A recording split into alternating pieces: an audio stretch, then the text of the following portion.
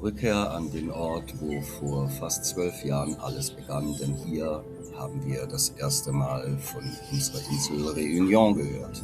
Und obwohl die reine Flugzeit lediglich 45 Minuten beträgt, hatte es diesmal 26 Stunden gedauert, bis wir dann schließlich auf der Insel Mauritius ankamen. 9:45, Mauritius, Flic en Flac. Wir sitzen beim Inder und warten auf was zu essen.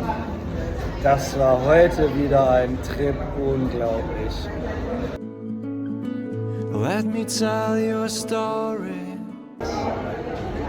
9:45, wir haben es geschafft. Wir sitzen in Flic en Flac auf Mauritius beim Inder und warten aufs Essen, oder Mathilda? Ja, und hier gibt es Mangolas und es ist hier wirklich ähnlich. Gerade hat er mit einer Stichflamme Huhn angebraten.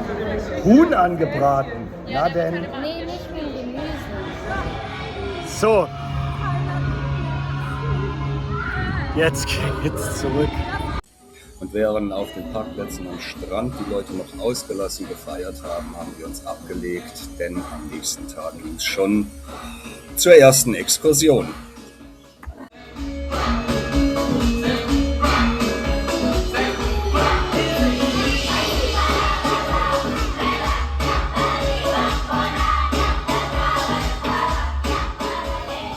Heute Besuch im größten hinduistischen Tempelkomplex. Ne, da unten können wir ja rein.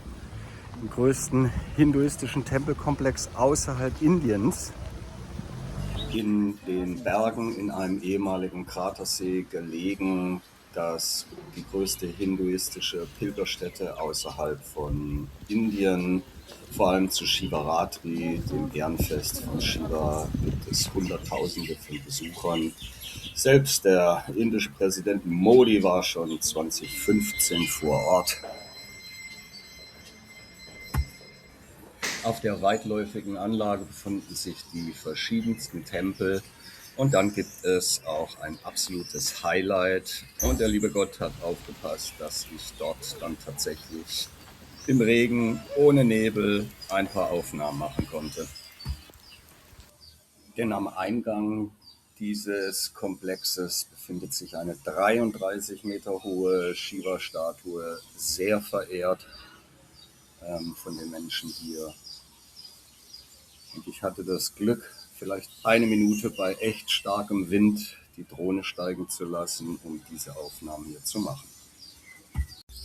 Und so ging es dann aus den Bergen runter am öffentlichen Strand von Grand Bay vorbei nach Le Mourne, die Halbinsel mit dem spektakulären Felsen, wo die ganzen Luxushotels beheimatet sind. Die Strände sind öffentlich zugänglich und es darf auch niemand verwehren, sich dorthin zu legen, solange man nicht das Equipment der Hotels benutzt. Im Gegensatz zu der Zeit vor 12 Jahren kamen auch keine Security-Leute, um uns dort wegzuscheuchen. Aber es waren sehr, sehr, sehr wenig private Individualtouristen oder gar Einheimische an diesem speziellen Strand. Also falls es euch hierher verschlägt, lasst euch nicht abschrecken von Schildern, private, privé. Ihr dürft dorthin und es kann euch auch niemand wegschicken. Allerdings gehen viele, denke ich, auch einfach dem möglichen Stress aus dem Weg und bleiben dann einfach weg. Obwohl diese Strände hier unten wirklich sehr schön sind, sie sind gepflegt.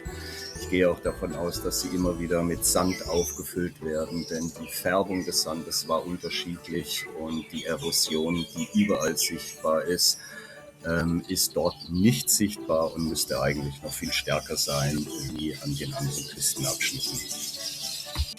Im Übrigen bitte ich, die Tonqualität zu entschuldigen. Ich sitze hier und außenrum sind nicht nur viele Baustellen und Hintergrundgeräusche, sondern auch eine Webervogelkolonie direkt vor dem Fenster bzw. vor dem Balkon. Ja, und das schränkt den Ton ein.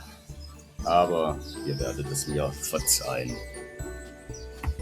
Und falls du das erste Mal auf diesem Kanal bist, freue ich mich, wenn du ein Abo dalässt. Ich freue mich über Likes und auch Kommentare und melde mich demnächst wieder mit unserem weiteren Reisebericht.